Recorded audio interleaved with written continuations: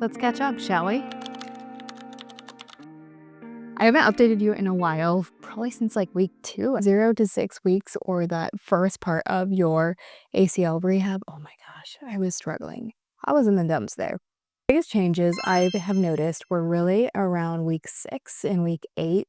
Week 6 because I finally got to take my brace off per my surgeon's protocol, and then week 8 because that's when I really started feeling like I could start doing things independently again. I have been struggling with a lot of swelling right where my graft site is, like right above my knee.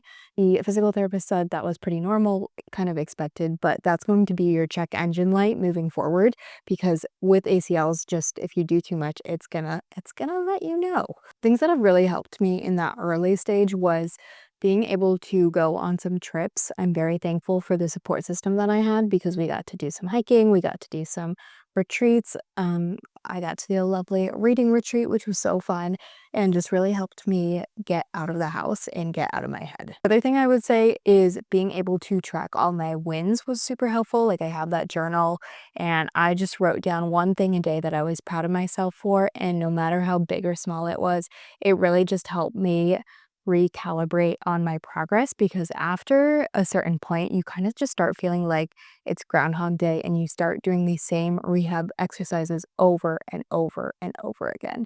So that really helped break it up and keep me motivated that I was making progress even on the days where I felt like I really wasn't. I wanted to give you an insider look of what physical therapy has looked like for this really early stage of ACL. So I'm talking like 2 to 12, so really in that early stage. I really like this graphic, but to just simplify it, there's 3 big buckets that we're trying to fill with early stage ACL repair. The first is reducing your swelling and reducing that pain. The second bucket is starting to increase your range of motion for extension, which you should have pretty early on, and then knee flexion. And then the last part is kind of 2 buckets. Gait mechanics, like walking normally, and then strength for your surgical side. So here's kind of some things we've been doing. Obviously, everyone's rehab is going to look a little bit different. They always say there's multiple ways to get the same job done. But for range of motions, what I found really helpful for flexion is doing my exercises on a chair versus just on the ground. For some reason, my knee just trusts gravity a little bit more and I can get into deeper flexion. Extension, I really like just letting my knee sit and doing that. Strength wise, we've been doing a mix of squats, Bulgarian split squats, some hamstring stuff, some calf raise, just to give the whole picture there. And then for gait mechanics, it's really humbling to learn as an adult how to walk normal again. Just got back from my 3-month-ish visit from the ortho.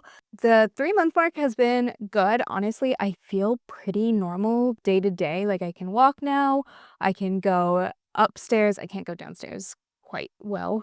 I can be on my feet for a few hours. Also have to remember like you are only 1/3 through the recovery journey. And I was joking with my surgeon that like you could literally grow an entire human in the same time that it takes to grow this tiny little ACL tendon. Ha!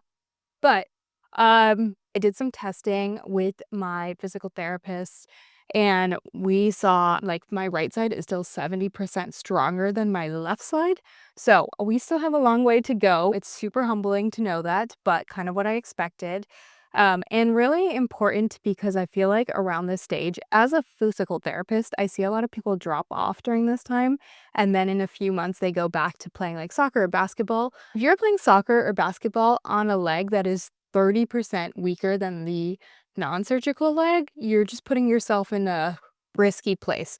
Not to mention the revascularization that still needs to happen to get that ligament to adhere to the bone. So all in all, these 3 months have been pretty good. My mental health feels a lot better because I can start doing things. But the biggest thing is just recognizing that I'm only 30% through. My surgical leg is a lot weaker than the non-surgical leg, and rehab is still early stages. So that's what I'm going to focus on for the next 3 months. I'm proud of how far I've come, and I recognize the journey that still lies ahead. If you have any questions about just kind of the ACL journey, feel free to pop them in the comment section below. But otherwise, I will see you in our next video for our next update.